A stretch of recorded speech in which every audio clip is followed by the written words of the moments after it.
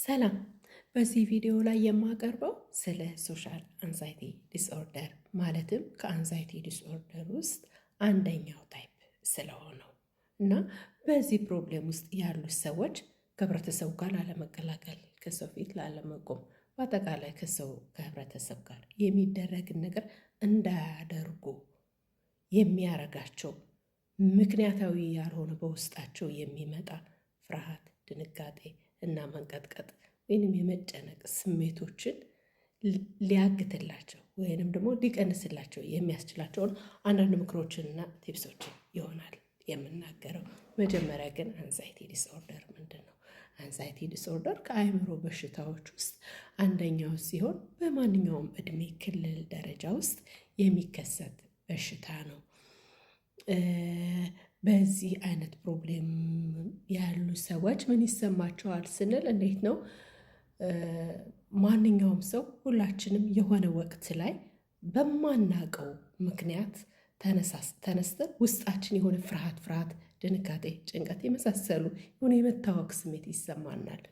ግን እነኚህ የመታወክ የመጨነቅ ስሜቶች ለረዥም ጊዜ ከሆኑ ከነኛ ሀሳብ መውጣት ካቃተን ሙሉ ቀን የምናስበው ስለዛ ከሆነ ከዛም አልፎ ደግሞ እነኚህ ጭንቀቶችና ፍርሃቶች፣ ሀሳቦች የዕለት ኑሯችንን እንዳንኖር እንቅፋት ከሆኑብን፣ መማር መስራት እንዳንችል ካደረጉ፣ በአጠቃላይ ላይፍን እኛ እንደምንፈልገው መኖር እንዳንችል በእነኛ ሀሳቦች ውስጥ ከታገትን ያ በሽታ ነው፣ ያ ዲስኦርደር ነው፣ ያ አንዛይቲ ዲስኦርደር ይባላል።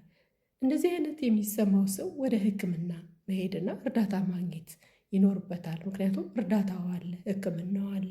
በጣም ብዙ ሰዎች በዚህ ፕሮብሌም ውስጥ የሚያልፉ ሰዎች ሕክምና አግኝተው የዕለት ኑሯቸውን ተመልሰው ኖርማል የሚኖሩ ብዙ ሰዎች አሉ። ግን እንዴት ነው ምክንያታዊ ያልሆነ ምንም ምክንያት በሌለበት እንዴት ነው ሰው የሚጨነቀው? እንዴት ነው የሚሰማቸው ብለን ስንል ለምሳሌ ቤታችን ውስጥ ጣራ ላይ ወይ ግድግዳ ላይ አላርም አለ። ያ አላርም ደግሞ የእሳት አደጋ ከመነሳቱ በፊት ሰዓትን የሚያስነሳ ነገር እንዳለ ሴንስ በሚያደርግበት ሰዓት ይጮሃል። በሚጮህበት ሰዓት ደግሞ ያንን ድምፅ ሰምተን እኛ ከአደጋው ለመከላከል ወይንም ከአደጋውን ለመቀነስ እኛ ማድረግ የሚገባንን ነገር እናደርጋለን ማለት ነው። ልክ እንደዛ እግዚአብሔር ሲፈጥረን ሰውነታችን ውስጥ ልክ ብሬናችን አደጋ እንዳለ በተረዳበት ሰዓት ላይ ሰውነታችን ውስጥ የሚሆን አንድ ፕሮሰስ አለ፣ ፋይት ኦር ፍላይት የምንለው። ያ ፕሮሰስ ምንድን ነው? ብሬናችን አደጋ ላይ እንዳለን ሲረዳ ሰውነታችን ውስጥ ወዲያውኑ አድሬናሊን ወይንም ደግሞ ስትረስ ሆርሞን የሚባለውን ሴክሬት ያደርጋል። ያ በሚሆንበት ሰዓት ደም ከተለያዩ ሰውነት ክፍሎቻችን ወደ ጡንቻዎቻችን ነው የሚሄደው። ወደ እግራችን ጡንቻ፣ ወደ እጃችን ጡንቻ ይሄዳል። አይናችን በጣም ይፈጣል። ያ በሚሆንበት ሰዓት ወይም የዛ ፕሮሰስ ጥቅሙ ምንድን ነው? አደጋውን በኃይል እና በብልሃት እንድንወጣው ይረዳናል ማለት ነው። ያ እግዚአብሔር ሲፈጥረን ከአደጋ ለማምለጥ የፈጠረን ወይም በውስጣችን የሚካሄድ ፕሮሰስ ነው ማለት ነው። ወደ አንዛይቲ ዲስኦርደር ወዳለባቸው ሰዎች ስንመለስ ግን ብሬናቸው ማለት የነሱ ፕሮብሌም ምንድን ነው? ብሬናቸው ምንም አደጋ በሌለበት ሰዓት ላይ በድንገት አደጋ ላይ እንዳሉ ይሰማቸዋል፣ ይደነግጣሉ። በሚደነግጡበት ወይም ብሬናቸው ደግሞ አደጋ ላይ እንዳሉ በተሰማው ጊዜ ያ የተሳሳተ አላርም በሚጮህበት ሰዓት ምን ይሆናል? ያ ፕሮሰስ ቅድም የገለጽኩት ፕሮሰስ ይሆናል ማለት ነው። ያ በሚሆንበት ሰዓት ፕሬዠር ይጨምራል፣ አተነፋፈሳችን በፍጥነት ይሆናል፣ ሙቀት ይሰማናል። ያ ፕሮሰስ ሁሌ ያለምንም አደጋ ሰውነታቸው ላይ ይሄ ስሜት ይሰማቸዋል።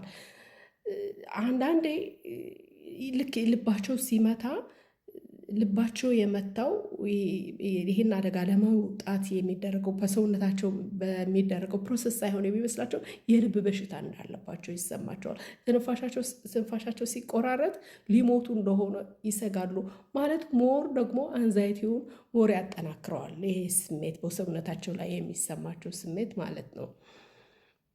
ኦልሞስት ወደ 7 አይነት አንዛይቲ ዲስኦርደሮች አሉ። ግን እዚህ ፕሮግራም ላይ አንድ ሶስቱን አነሳለሁ ማለት ነው። አንደኛው ጀነራላይዝድ አንዛይቲ ዲስኦርደር የሚባለው በዚህ ፕሮብሌም ውስጥ ያሉ ሰዎች ሁላችንም ነገን እናስባለን፣ ስለ ነገ እናስባለን፣ እንጨነቃለን የሆነ ነገር። የእነሱ ግን ስለ ጤናቸው፣ ስለ ልጆቻቸው፣ በአጠቃላይ ስለ ፋሚሊያቸው፣ ስለ ፊውቸራቸው በጣም በተጋነነ ሁኔታ ያስባሉ፣ ይታወካሉ፣ ይሰጋሉ። ጊዜያቸውን በሙሉ በቃ ካታስትሮፍ የሆነ ነገር በአእምሯቸው ይመጣል። ያንን ያስተናግዳሉ። ያ በሚሆንበት ሰዓት ደግሞ ማለት ለላይፋቸው እንቅፋት ነው የሚሆንባቸው። በኔጌቲቭ ነገር አእምሮን መሙላት አንደኛ ራስ ምታት ያመጣባቸዋል፣ እንቅልፍ ማጣት ያመጣባቸዋል። ከዛም አልፎ ደግሞ የሆነ ነገር ጀምረው ኮንሰንትሬት አድርገው ለመጨረስ አቅሙ አይኖራቸውም። ምክንያቱም ኦልሬዲ አእምሯቸው ይሄ ስጋት፣ ፍርሃት፣ ነገ የሚለው ነገር ስለሚያስጨንቃቸውና በዛ ሀሳብ ስለሚወጠሩ ማለት ነው። ሌላው ደግሞ ሄልዝ አንዛይቲ ያለባቸው ሰዎች እነሱ አንድና አንድ ነው። እሱ ምንድን ነው? ስለ ጤናቸው ነው የሚያስቡ። የሆነ ጊዜ ላይ በሽታ እንዳለባቸው እራሳቸውን ያሳምኑታል። ይሄ በሽታማ ይሄ ምልክት አለብኝ አይደለ፣ ይሄ አለብኝ መርጠው ከባድ የሆነ በሽታ አልጋ ላይ ሊጥላቸው የሚችል ወይንም ደግሞ ወደ ሞት ሊወስዳቸው የሚችል እንደ ካንሰር፣ ነርቭ ወይንም የልብ ፕሮብሌም እንዳለባቸው ይሰማቸዋል። እነኚህ ሰዎች ብዙ ጊዜ ወደ ሕክምና ይሄዳሉ። የተለያየ አይነት ምርመራ በተደጋጋሚ ያደርጋሉ።